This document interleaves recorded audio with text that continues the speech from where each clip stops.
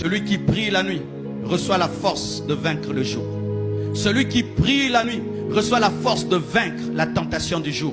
Celui qui prie la nuit reçoit les stratégies de Dieu pour déjouer les stratégies du diable. Celui qui prie la nuit reçoit la haine du péché pour vaincre le péché qui viendra demain. Celui qui prie la nuit reçoit l'énergie spirituelle pour dire non à la tentation. Celui qui prie la nuit reçoit la capacité de dominer les démons qui se présenteront le jour. Celui qui prie la nuit reçoit la capacité de conserver ce que Dieu lui a donné.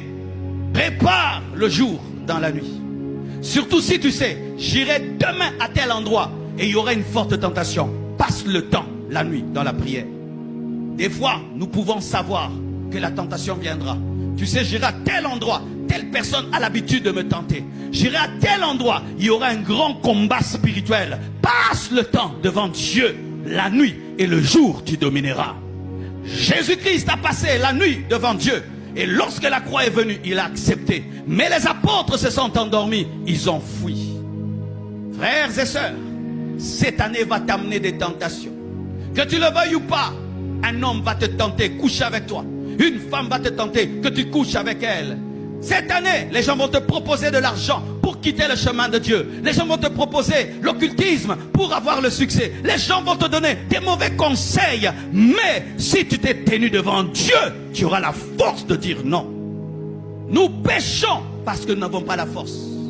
Nous péchons parce que nous n'avons pas téléchargé l'énergie spirituelle pour dire non. C'est comme un téléphone, s'il n'est pas chargé, même s'il a des bonnes applications, les bonnes applications ne vont pas agir. Et si tu n'as pas rechargé ton esprit, même si tu as la bonne volonté, tu vas tomber. Les gens qui tombent, ils ne veulent pas, mais ils tombent. C'est parce que sa volonté n'a pas la force.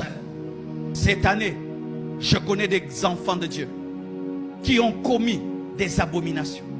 Cette année, je connais des bons frères en Christ qui ont commis des choses, qui ont blessé notre cœur. Je suis sûr qu'ils avaient perdu la vie de prière avant de commencer à pécher. Chaque fois qu'un enfant de Dieu commence à vivre dans le péché, il perd la vie de prière. Mais je te donne ce secret.